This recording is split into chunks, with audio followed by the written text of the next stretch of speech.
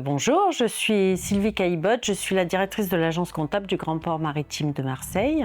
Le Grand Port Maritime de Marseille est un établissement public industriel et commercial qui représente 10 400 hectares répartis sur deux bassins, les bassins est sur la ville de Marseille et les bassins ouest sur le golfe industriel de Fos.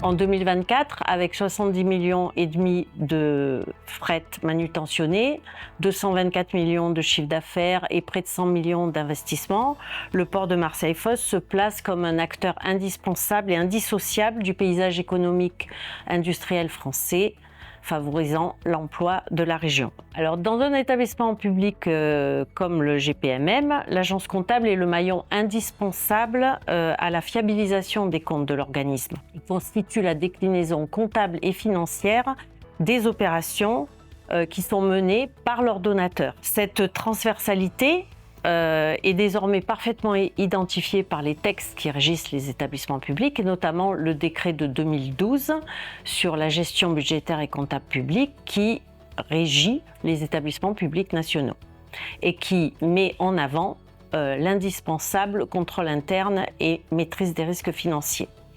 Cette notion est d'autant plus importante avec la réforme de la responsabilité des gestionnaires publics en 2023, qui a redéfini un petit peu la responsabilité des ordonnateurs et des comptables et mis en avant d'autant plus la maîtrise des risques financiers et la mise en place du contrôle interne financier comme outil pouvant permettre une atténuation de la responsabilité en cas de contrôle des différents corps de contrôle. Car effectivement, nous sommes soumis à plusieurs contrôles, les contrôles de nos tutelles, bien évidemment, tout ce qui est ministère de Finances et ministère chargé des Transports et de la mer, mais également les contrôles de la Cour des comptes, puisque nous sommes un établissement public, des impôts, de l'URSSAF, de la DGCCRF et bien d'autres, et de l'Agence des participations des entreprises.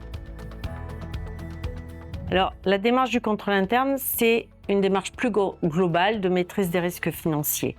Dans cet objectif, les chaînages vertueux, process, procédures, actions, contrôles sont essentiels pour sécuriser cette chaîne financière. Et dans ce contexte, la justification de l'effectivité et l'assurance raisonnable de disposer d'un contrôle interne adapté aux enjeux financiers est essentielle. Et plus largement, le contrôle interne financier permet à chaque structure d'anticiper et de prévenir d'éventuels dysfonctionnements. Ça se retrouve aussi dans les contrôles liés à la loi Sapin, qui ne sont qu'une brique de cette maîtrise des enjeux financiers. Donc, avant la mise en place de notre outil Supervisor, l'agence comptable effectuait évidemment des contrôles internes, mais ils étaient plus manuels, on va dire, c'est-à-dire on passait beaucoup de temps à faire des tableaux Excel, à rechercher la pertinence et des thèmes de contrôle interne, ce qui n'était pas forcément...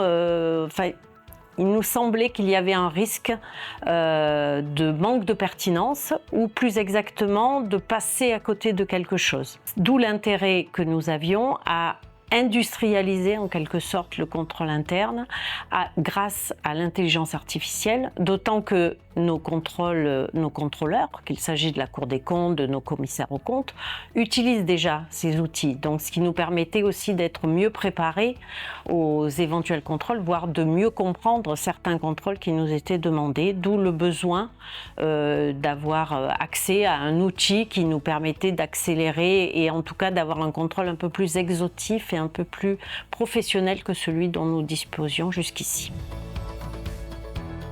Alors, nous avons entendu parler de Supervisor à travers une information qui nous a été donnée par le directeur des services informatiques, qui nous avait proposé de participer à une webconférence sur la loi Sapin, notamment, et de par les discussions également avec d'autres collègues agents comptables qui utilisaient Supervisor ou d'autres outils.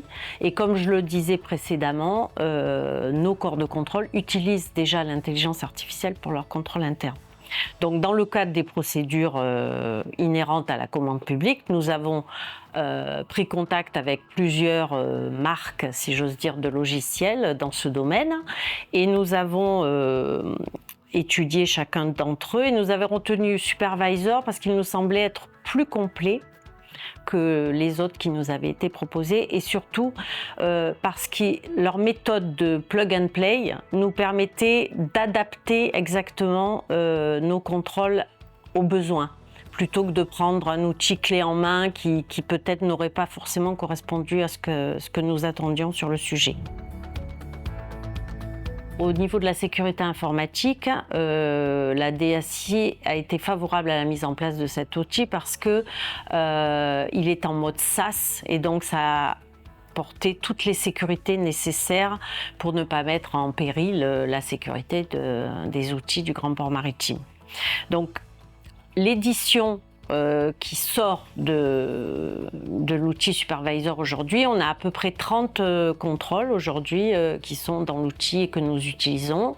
Cet outil est utilisé par mes cadres et leurs adjoints, ce qui a permis de sensibiliser toute l'équipe de l'agence comptable. Donc il était déjà, mais là c'est bien parce que tout le monde y voit l'intérêt. Mais je trouve que le travail est plus intelligent en ce sens que l'on analyse les données plutôt que comme avant de perdre beaucoup de temps à faire des tableaux Excel, etc. Là on analyse ce qui sort de l'outil, ça évite les tâches répétitives mais ça permet un contrôle, oui, que j'appelle un peu plus professionnel, un peu plus intelligent. Aujourd'hui, c'est un peu difficile de quantifier pour l'instant les impacts parce que jusqu'ici, et c'est tant mieux, nous n'avons pas eu d'anomalies majeures qui sont ressorties de l'étude du fichier des écritures comptables, simplement plutôt des réajustements, c'est-à-dire que par ce biais, nous nous sommes aperçus que suivant le service de l'agence comptable, les données ou les procédures n'étaient pas forcément harmonisées, donc ça nous a poussé à harmoniser certaines procédures et certains plans d'action, ce qui est quand même mieux pour les tutelles aussi et pour un éventuel contrôle. Ça nous met en place des statistiques, des indicateurs, ce qui n'était pas fait avant évidemment quand nous le faisions de manière manuelle. Et on peut retravailler les rapports qui sortent de l'outil en fin de contrôle interne, en fin d'année en général, et qui seront donc des outils précieux lorsque nous aurons des contrôles, Cour des comptes ou autres, puisqu'on aura quelque chose de totalement harmonisé.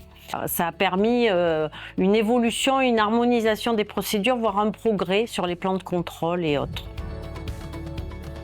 Alors oui, nous avons des retours sur l'utilisation. Pour l'instant, sur les 10 grands ports maritimes, 7 utilisent désormais Supervisor, ce qui nous a permis de créer un club utilisateur qui permet le déploiement peut-être de contrôles auxquels chacun individuellement n'aurait pas pensé.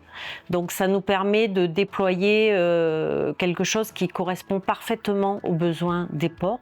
Je pense aux immobilisations, à la paye, aux recettes, à la compta analytique. Donc c'est quand même très intéressant d'avoir une vision globale et d'avoir un travail en commun. Comme je le disais, cet outil étant plug and play, ça permet aussi à Supervisor de nous faire du sur-mesure par rapport à notre contrôle interne financier.